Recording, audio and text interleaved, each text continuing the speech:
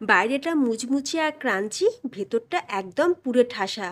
গরম গরম কাঁকরোলে এইরকম একটা রেসিপি থাকলে দুপুরে গরম ভাতের সাথে আর কিচ্ছু লাগবে না।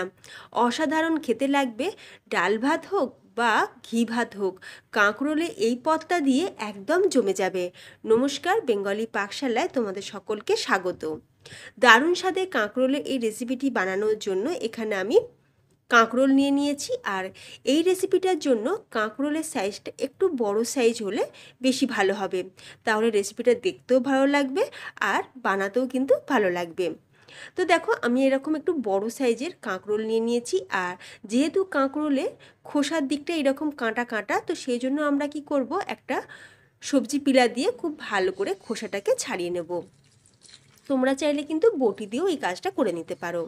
প্রত্যেকটা কাঁকরোলে আমি ওপরে যে কাঁটা কাঁটা অংশটা সেটাকে পিলার দিয়ে ছাড়িয়ে নিয়েছি।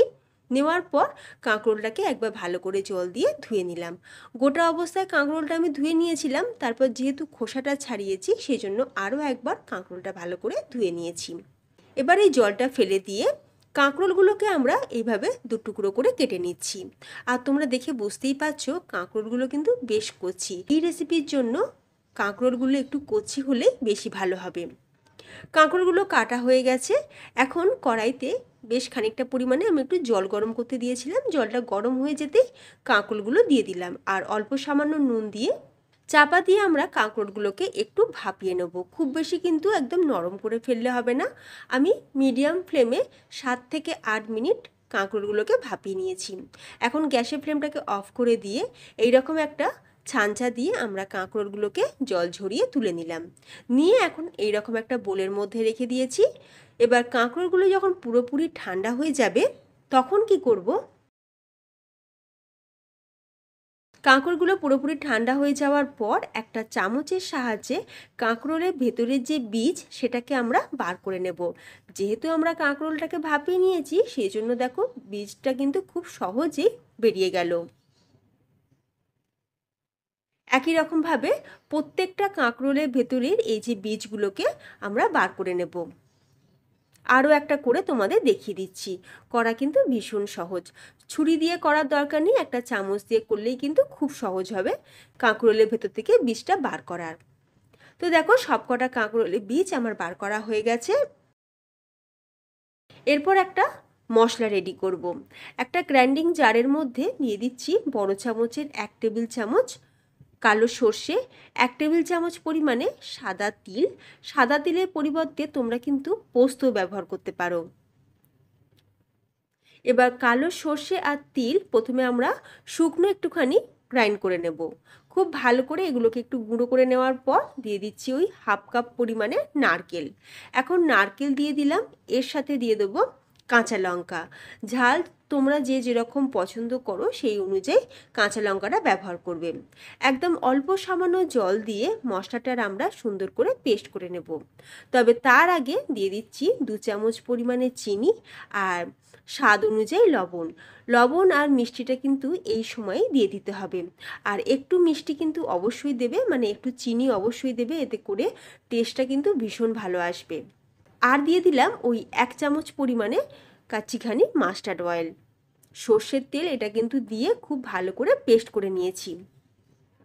মশলাগুলো সুন্দর করে পেস্ট হয়ে যাওয়ার পর কাঁকরোলের যে বীজগুলো আমরা বার করে রেখেছিলাম সেগুলো জলটাকে ভালো করে চিপে নিয়ে তারপরে সেই কাঁকরোলের বীজগুলোকে সুন্দর করে পেস্ট করে নেব ওই একই মশলার সাথে।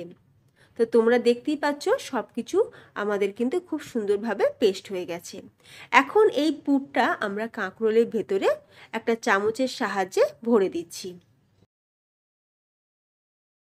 সবকটা কাঁকরোলের ভেতরেই কিন্তু পুর ভরা হয়ে গেছে। আর দেখো ফ্রেন্ডস, কত সুন্দর দেখতে লাগছে। দেখতে যেমন সুন্দর, খেতে কিন্তু দারুণ। অন্যদিকে একটা ব্যাটার রেডি করব।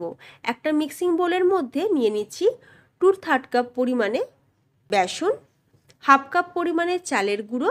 এই চালের গুঁড়ো দেওয়ার জন্যই কিন্তু দারুণ মুচমুচে হবে আমাদের এই কাঁকরোলের রেসিপিটা। এবার কিছু মশলা দিয়ে দেবো। 1/4 টিস্পুন পরিমাণে দিয়ে দিচ্ছি হলুদ গুঁড়ো, হাফ চামচ পরিমাণে দিয়ে দিলাম ঝাল লাল লঙ্কার গুঁড়ো, হাফ চামচ পরিমাণে জিরের গুঁড়ো আর হাফ চামচ ধনের গুঁড়ো। স্বাদ অনুযায়ী লবণ দিয়ে দিচ্ছি আর দিয়ে দেবো কালো জিরে 1 চামচ পরিমাণে, আর অল্প সামান্য একটুখানি চিনিও দিয়ে দিলাম। আর দিয়ে দিচ্ছি 1/4 টিস্পুন পরিমাণে গরম মশলার গুঁড়ো। এবার এই সব কিছু মশলা আমরা খুব সুন্দর করে একবার মিক্স করে নেব। এই শুকনো উপকরণগুলোকে একবার ভালো করে মিক্স করে নিয়েছি। এরপর আমরা অল্প অল্প করে জল দিয়ে একটা ঘন ব্যাটার রেডি করব। জলটা কিন্তু কখনোই একবারে দিয়ে দেবে না। আমি এই যে 2/3 কাপ পরিমাণে যে বেসনটা নিয়েছিলাম, ওই একই কাপের মাপ করে আমি 2 কাপ পরিমাণে জল দিলাম এই ব্যাটারটা রেডি করার জন্য।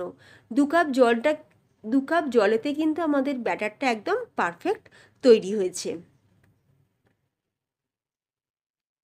এরপর যে পুর ভরা আমরা কাঁকরোলগুলোকে রেডি করে রেখেছিলাম, সেই একটা কাঁকরোল এইভাবে বেসনের ব্যাটারে প্রথমে চুবিয়ে তারপরে গরম সর্ষের তেলের মধ্যে আমরা ভেজে নেব। সর্ষের তেলে ভাজলে কিন্তু টেস্ট ভীষণ ভালো আসে। তবে তোমাদের যদি একান্ত কোনো অসুবিধা না হয়, তোমরা কিন্তু সর্ষের তেলেই কাঁকরোলগুলো ভাজার চেষ্টা করবে। আর যদি খুব অসুবিধা থাকে তাহলে সাদা তেলে ভেজে নিতে পারো। তো যে দিকটা পুর দিয়েছিলাম সেই দিকটা কড়াইয়ের নিচে প্রথমে দিয়ে দিলাম, দিয়ে একটা সাইড ভালো করে হয়ে যাওয়ার পর তারপর আমরা উল্টে পাল্টে লাল লাল করে ভেজে নেব। তো তোমরা দেখতেই পেলে পুর ভরা কাঁকরোল ভাজা কতটা সহজ। গরম ভাতের সাথে এইরকম পুর ভরা কাঁকরোল ভাজা থাকলে দেখবে আর কিচ্ছু লাগবে না। এতটা অসাধারণ খেতে হয় যে ফ্রেন্ডস, তোমরা যদি বাড়িতে বানিয়ে না খেয়ে থাকো, সত্যি আমি বলবো একটা দারুণ রেসিপি তোমরা মিস করবে। কাঁকরোলে অনেক রকম রেসিপি হয়তো আমরা বাড়িতে বানিয়ে থাকি, তবে একবার চটজলদি মানে কম মশলায় চটজলদি তোমরা কিন্তু এই রেসিপিটা বানিয়ে দেখতে পারো। খেতে কিন্তু দুর্দান্ত হয়েছিল। গরম ভাতের সাথে একটু ঘি দিয়ে হোক বা একটু লেবু দিয়ে দারুণ লাগে খেতে। তোমাদের কেমন লাগলো আজকের এই দারুণ স্বাদের পুর ভরা কাঁকরোলের রেসিপি অবশ্যই কমেন্টে জানিও। রেসিপিটা ভালো লাগলে বাড়িতে একবার ট্রাই করে দেখো। যে সকল বন্ধুরা আমার চ্যানেলটি এখনও সাবস্ক্রাইব করোনি, তোমাদের কাছে অনুরোধ রইল প্লিজ চ্যানেলটি সাবস্ক্রাইব করে পাশে থাকা বেল আইকন অবশ্যই প্রেস করে রাখবে। তাহলে ভিডিওটা এখানেই শেষ করলাম। দেখা হবে নতুন কোনো রেসিপির সাথে। ধন্যবাদ।